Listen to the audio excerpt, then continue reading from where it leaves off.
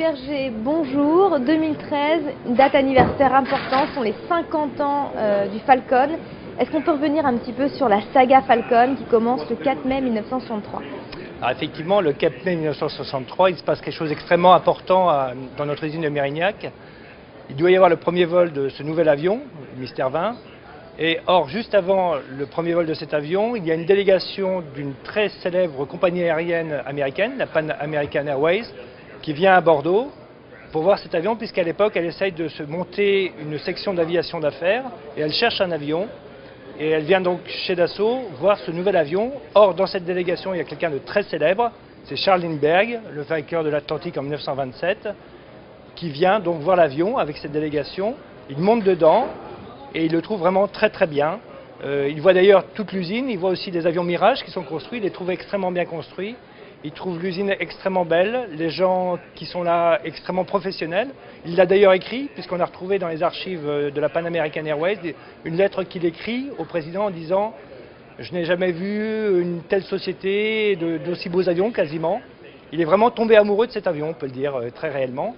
Et c'est ce qui a lancé la saga, puisque la Panam voit l'avion et décide d'en acheter 40, plus 120 options. D'ailleurs, Marcel Dassault n'y a pas cru, il a dit « Ils sont fous ces Américains ». Et en fin de compte, non, la vente s'est réellement réalisée et a été jusqu'au bout, puisque les 160 avions, in fine, ont donc été vendus par Panam aux États-Unis.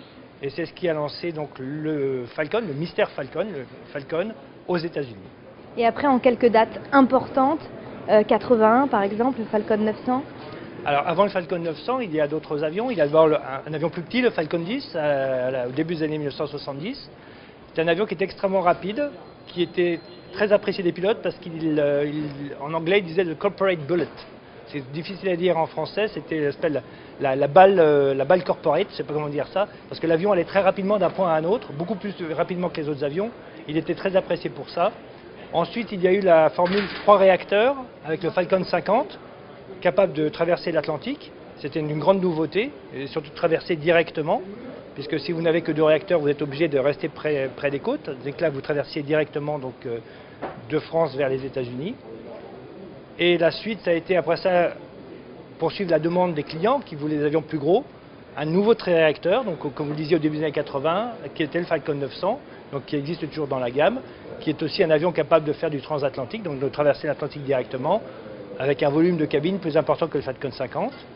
Ensuite, il y a eu le Falcon 2000, également adapté au marché américain, capable d'aller de côte à côte, donc de la côte est à la côte ouest ou de la côte ouest à la côte est, en un seul vol. Et donc qui correspondait à ce marché, un avion qui fonctionne très bien, qui est toujours vendu. Et in fine, donc le Falcon 7X, le dernier de la gamme, donc qui est l'ultime avion actuellement vendu, capable lui d'aller de Paris à Los Angeles directement, en attendant le SMS qui sera dévoilé en fin d'année. Merci.